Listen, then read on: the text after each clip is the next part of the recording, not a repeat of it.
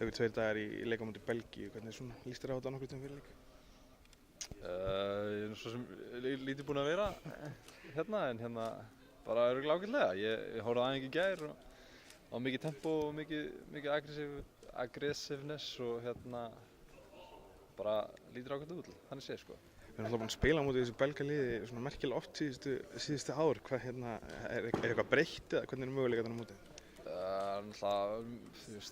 Alltaf sama svo sem sko. Þetta er mikla breytingar í hópnum, fleiri að fara að tína oft út úr þessu og nýir að koma inn sko, sem er spennandi en aftur á móti þá er þetta allt nýtt skilur við, þannig að við erum alltaf búin að spila oft á móti eins og segir og þekkjum það ágætlega og þetta verður bara við þurfum að vera alveg 100% sko, og vera alveg tilbúinir, við ætlum að taka það. Þetta er náttúrulega hrigalega gott lið og við þurfum bara að vera vel stæmdir og vel mannaðir.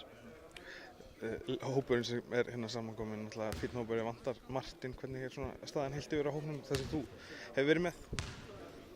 Ég er ekki ennþá búinn að spila sko, eða æfa neitt. Ég er í þessu klassíska rétt fyrir landsleik, þá meiði ég mig, þannig að núna er ég bara komin í ganga aftur sko. Ég sneri mig fyrir 4 dögum og er svona að reyna að koma mér í gang og náttúrulega að missa Martin er að missa mikið þar sóknarlega séð og við þurfum að vera helviti sprækir sko. Við ætlum að fylla í það skarð en ég var full af trú og full af leikmönnum sem að geta gert það og mér sjálfum ef ég kemur í stand rétt fyrir svona.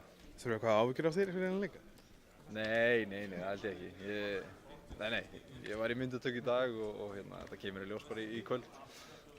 Þú sjálfur ert búinn að spila bara ansi vel með Nanterre í sterku liði, kannski í leikformi lífsins akkúrat núna? Já, ég var það allavega, fyrir þessi meiðsl, þá var ég að spila mjög vel. Enduðum núna, við erum í öðru sæti í deildinni og okkur gengur vel og mér gengur vel og við erum bara með þannig lið að það er alltaf einhver annar sem stígur upp þegar þess þarf sko, en við erum bara búin að vera góðu tempói svona, þannig að þetta er leiðileg dýfa að meiða sig í þessum leik sko, en ég meina það fylgir sig, það er bara þannig.